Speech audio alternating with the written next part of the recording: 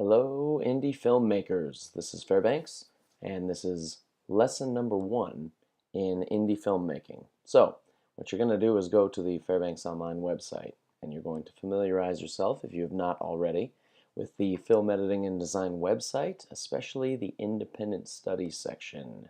This is for all of you indie filmmakers, where we're going to keep the links for some of the things that we're doing, one of which is the video that you found here that we are watching at the moment.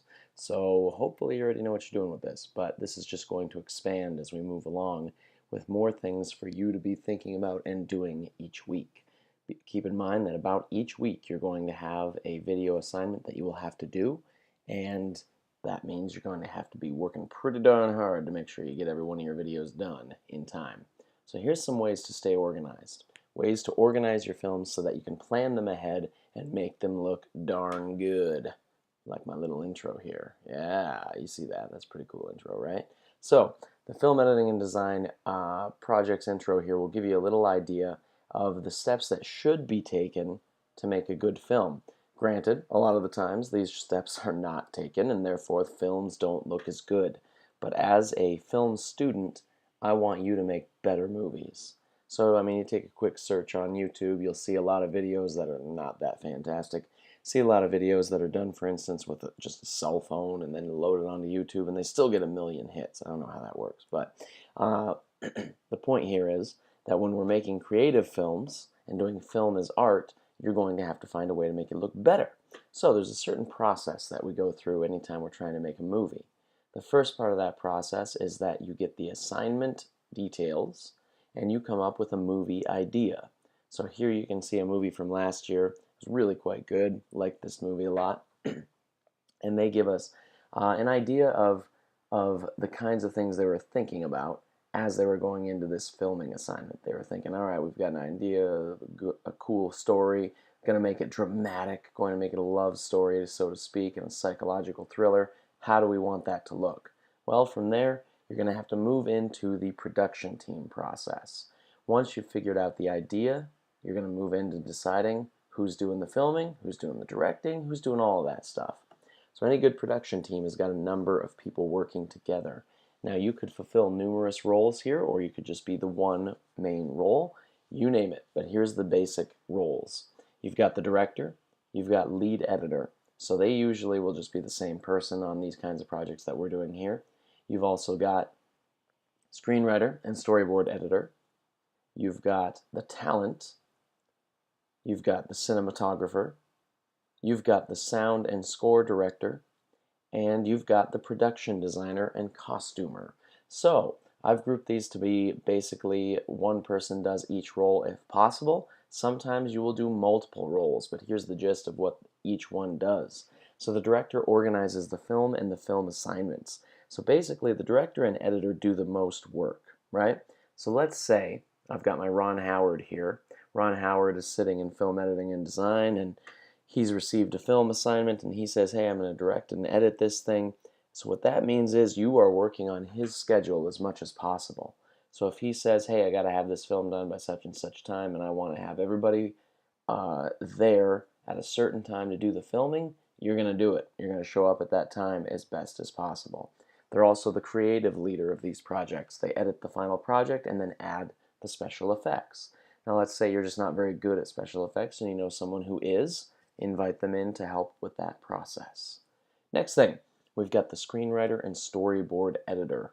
So, unless it's some kind of random film festival and you want the challenge of making a good film that is unplanned, you always should have a plan in mind. You need to have a way to know where you're going with this thing and have a good story. So first what you do is you come up with the screenplay. Doesn't always have to be typed, especially for our shorter projects, but you need to have a good idea of what you'll say, maybe write out some possible dialogue starters, just some ideas. Then what you will do is visually create that by creating a storyboard. You can see an example of a storyboard here that I made for a film once. I'll give you a more detailed showing of that a little later and show you how it was used to make a different film. But what you do is you create scene organization.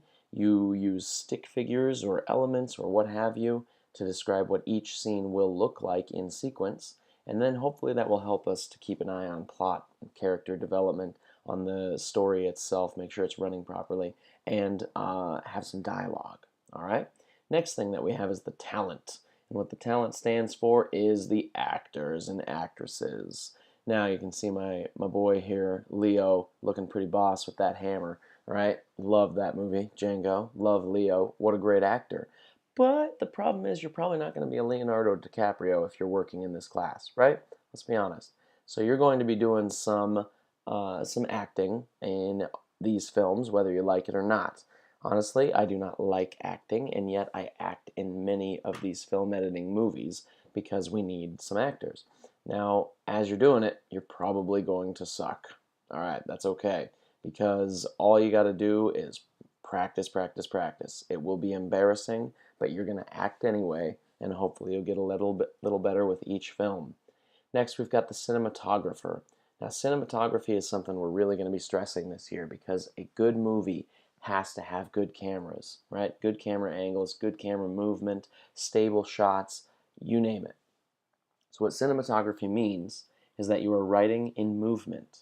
Essentially, with cinematography, the idea is that the camera is going to be used to reveal the story or to create emotion that will help the story progress. So, for instance, we've got this wonderful scene here. This is just one frame from the movie The Road to Perdition, starring Tom Hanks. Awesome. So it's a really good film, but very dramatic ending, and we can see one frame from that spot where we have a dimly lit foreground as Tom Hanks is approaching with his Tommy gun, and he looks pretty scary, I would say. He looks, even though he's the good guy, he looks pretty bad, right? He looks like a bad dude. And then you look behind him, and there are 1, 2, 3, 4, 5, I count 6 dead bodies laying in this rain gutter street, right? So obviously things have gone very bad, and hence, if you watch the movie, The Road to Perdition or Hell, you know, the good guy in the story has to turn a little bad. So here we've got Tom Hanks approaching after killing all these dudes, and then in the background you can see the people in the windows that are shocked and looking down on this scene like, oh no, oh heavens, look at the gangland war we have going in Prohibition America. Yeah, okay. So that one little shot did all of that, gave all of that story, gave all of that emotion as well. And it's used to help convey the meaning of the story and create that emotion. Another example is that this must be planned and must be stylized. So for instance, you take a look at this scene. It was created in a studio. I'm not sure what movie it was for, but it was created in a studio. They wanted an alley scene, apparently. Now, if we wanted a good, dark type of alley scene, we certainly would not put our subject or our talent in front of the graffiti there in the very well-lit section in front of those lamps, right? That would just be silly because that would be like a day shot, and that wouldn't work. However, if we wanted a darkly lit scene, kind of a shady type of alley scene, you would have your subject near the dumpster, but you would use those lights to the side to be able to create the right kind of shadow effect. You got it? So basically what I'm getting at here is that cinematography is an art. You must plan it, you must stylize it. There's a lot of work that goes into the cameras, and because that's the thing that makes one of the things that makes your movie look really good. Here's another example. Not sure what this movie is or what it's about, but man, what a cool camera angle, right? You've got this awesome silhouette taking place. You've got debris flying everywhere. It's very artistically done, and whether or not it's a good movie, this scene does something for me. I can tell you that much. That's pretty cool. So, what you're going to be doing with cinematography this year, I hope, will be very artistic. And we're going to learn some photography in the process to help get you really good at doing that. All right, next thing, sound and score director. This is probably one of the hardest jobs for an independent film, because if you want to make an independent film and you want to submit that film for like a film festival, you cannot use other people's music unless they give you permission. So don't expect to be using, if you're making a project for me where we are going to submit it to a film festival, do not expect to be able to use a bunch of Bruno Mars or something, because what you're going to need to do is produce your own. So that'll get difficult, and I don't expect you to do much of that yet. But when we make original music projects, we're going to be using Logic 10, and it's a very complex program, but very cool, very user-friendly. That'll help give us an idea of how to start making our own songs. But another thing that the sound and score director will do is create sound effects and add those to the scene to make it more realistic, like a creaking desk or the wind in the background, or sounds from the hallway or something. And then also choosing big songs, music choice from highly recognizable artists. Sure, certainly. For our smaller films, you can do that. All right. And then the next job that we've got is the production designer. So I'm going to tell you about Zombieland. The movie Zombieland I love for a number of reasons, but there's a cool behind-the-scenes look that I might talk about in class a little bit, where there's this scene. I'm not sure if you've seen Zombieland or not, but there's this scene in the movie where the two main characters end up going into a grocery store to take down some zombies and try and find themselves some Twinkies, right? So they go into this grocery store and they start bashing the heck out of the grocery store. Now, it would have cost way too much money and been way too complicated to rent out an entire grocery store and destroy it, right? So the film production designer for that movie decided to build an entire market, an entire grocery store, some of which used real props, like real food props, and then others, when you didn't have a direct line of sight on the props, they were able to put in like these painted props into cabinet or into what do you call those? Like the refrigeration units. So they made it look like a real grocery store, but they had to build the whole thing, which is critical because that's the kind of thing that makes a movie look real. So filming locations, the production designer works with the director to determine filming locations and set design. They also help with the lighting, and then the grips. The grips are the people that hold things like the boom mics or adjust the lights or move the camera dolly, etc. And they also help with costuming. Now again, typically production design and costuming are different roles, but for us, you'll be the same role because again, costuming helps make a realistic film. All right, so after you've created your production team, next thing that you're going to do is move into the writing process. Now the writing process for this class is going to be two parts. Basically, first what you're going to do is get together in a group and you will work collaboratively to come up with a story, as you can see Ron Howard and Jamie Lee Fox and some of his friends are doing right here. So you work collaboratively to come up with the story, but you got to do more than just have this nice little chat about what you think should happen. Next, you must visually organize that in a storyboard. Every single movie you make should use a storyboard. I repeat, every single movie you make should use a storyboard because that way you can keep a good perspective on what you need to be doing. And then you're going to do the pitch. So in the actual film editing class, it's going to be a little different. Every single movie they make, first they must give a pitch to me, the producer.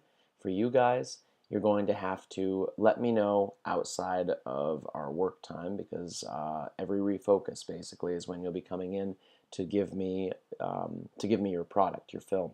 And so what you might do is track me down, just say, hey, here's my idea. I'll say, yes, I like it. Go and make the film.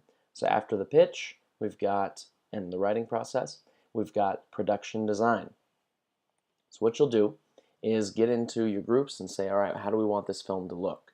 Good example of that, a professional example, is from the movie Inception, Christopher Nolan. I absolutely love this film. You can see some of the incredible, intricate work that went into the production design here. For instance, in the upper left, you've got the scene where they had to construct an entire set where they could fire water through high-pressure hoses in through the windows to create the illusion of the dream starting to break down. Right? That's pretty cool.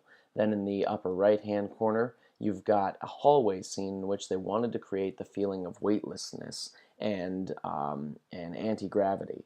And so you had, for instance, in this scene, they did a number of different tricks here, but in this scene, they actually had a hallway that was set up to be able to turn circularly as the actors interacted within that hallway. Right? Pretty cool. All right, and then down here in the lower left, what a beautiful scene for the moment when the aged Sato, in the middle of his deep his deep limbo of dreams, is able to start to talk to Leonardo DiCaprio again to find out that he's really dreaming. This is a dream world. All right, and then here at the bottom right, we have the paradox. Pretty cool. So all of those things took a lot of work. So what I'm getting at here is that before you even think about filming, you got to plan it. You have to have a lot of planning, a lot of discussion, a lot of ideas, and then a plan of how you're going to go about this. After doing all of that work, that's when you grab the camera. So you're going to grab your camera and you're going to start to film. After you've done all of the filming, hopefully if it's planned out really well, you can get the filming done pretty quickly, and then you'll import the footage and start the very lengthy process of editing in the timeline. So as you're editing in the timeline, this will take you a while. Anticipate that. No matter what size or length the film, it's going to take you a while. And then after you're done editing in the timeline, you will add your special effects. There you go, yeah. So add your special effects to try and make it look real and make it look believable. After that, we're going to export our films to YouTube and occasionally the DVD if the assignment calls for it. So you all need to anticipate making your own YouTube page. All right, whether you want to or not, you're going to have to make one, because that will give you a chance to be able to face the criticism of the outside world. I know for me, when I made my first projects, I really wished that I had not had to show them to people. A little embarrassing downright, but the fact is, that's how I learned. All right, I learned from my mistakes and from the way people reacted to my films, and that's exactly what you're going to be doing as well by creating your own YouTube page and loading all of your films to that. All right, so now here's a quick discussion about the kind of equipment that we have, because certain cameras work better than others for certain films. For instance, this one, we'll start with the cheapest one. This is the Kodak PlaySport. It's pretty easy. You push the power button, then hit the record button, and boom, you're off recording. It films in 1080p to a memory card, which is pretty dang good for such a little camera. It's also waterproof, dustproof, and breakproof, so if you're making a film in foul weather conditions, like you're filming in the rain or the snow, that's the one I want you to use. But very infrequently should you be using this camera, because it's not the highest quality, especially with audio. All right, it's not bad, but it's not the greatest. It's only good for certain projects. Another thing that we've got are the Sony Handycams. We've got two, Sony Handycam 1 and Sony Handycam 2. These are easy to use. They're great cameras. They work really well. They're small, but they do film in what's called AVCHD format, which means that since they're not filming to a .mov or .mpeg type of format or MPG format, they don't read on the Mac directly. So what you cannot do is film directly to a memory card and then pop that memory card in the Mac and then it'll just read it. Instead, what you'll typically need to do is plug in this camera via USB and import the footage through Final Cut Pro or iMovie or what have you, because that is the only way it can transfer the footage and make it make sense. Okay?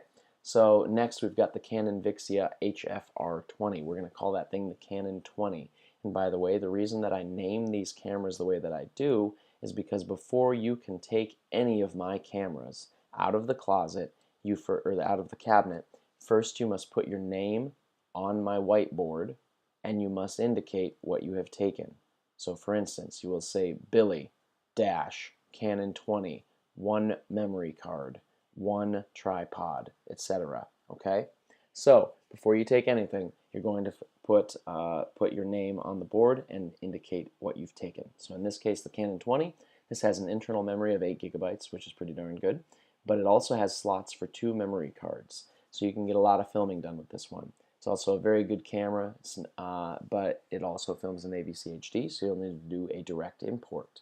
Another one that we've got that's a little nicer is the Canon Vixia Hf R40, or the Canon 40.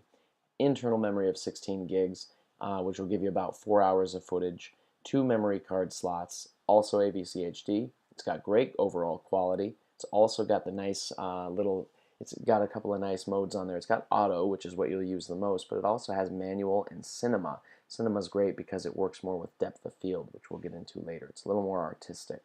And then it is the best camera also for when we do our green screening later this year. And finally, my personal favorites, the Canon T3i and T4i. We have two T3i's now and one T4i. These are the more professional cameras. They are called a DSLR. They are the most expensive, so I want you to be careful with them. They are for the artsy filmers and photographers. We're going to be using these first for photography to get used to how to work with the lens, how to work with depth of field. But when it comes to filming, they don't do very well with autofocus because the autofocus kind of zooms in and out while it's trying to find its subject, and you can actually hear the autofocus working in the audio of the camera when it's recording, so it's not the best. So what that means is you're going to have to get really good at doing manual focus, which is hard because essentially you'll have to stage this thing so that you can say, okay, well, there's my subject, I will focus on my subject, and then not dramatically move the camera away from that subject for that particular scene. So it's more difficult. If you do decide to move it away from that subject for that scene, what you're going to have to do is refocus the camera. You got to get good at it, okay? Because you can always tell a camera that is out of focus. And then, so what I'm getting at is this camera requires practice. So here's your first film assignment. So what you're going to do is make a film within the next week. Let's do Wednesday, next Wednesday during refocus. You will make a film based on either of these themes. It's the two themes are my first week of school or my first movie, both of which are intentionally very broad here. Now, here are the rules for this film. Rule number 1, must be at least 1 minute in length. Next one, it must contain plot and dialogue. You must be in a production team for this one. So in the film editing class, we've got numerous production teams. For you guys that are indie filmers, you can be your own production team for all of these films if you would like, unless I indicate otherwise. And then for this one, you may use any editing program you want. You can use your home computer that you're used to. You can use one of my Macs. You can use iMovie. You can use or Final Cut Pro. You name it. But you need to use an editing program. You may not ask for assistance on this one. You may not consult with the advanced filmers. You may not consult with the regular feeders. You may not consult with me, but you may research on YouTube or other help pages to see if you can find some assistance with how to do this, how to edit, and especially how to export. That can be difficult. Look it up online, because the goal here is for you guys to work as a team. The goal also is for self-instruction, and it's a starting point for your film portfolio, which all of you are going to need to be good at working on these 3 goals here, or, well, the first 2 especially, as indie filmers, because you guys are going to be working in teams, and as an indie filmer, you're going to be doing the instruction. This is going to be one of the few times where I'll actually sit down and make a little video for you explaining everything. Typically, I'll give you the idea, you'll go out and you'll make the movie. If you can't figure out how to do it, you'll talk to me a little, but you'll mostly be looking online. All right, get to work. I'll see you next Wednesday.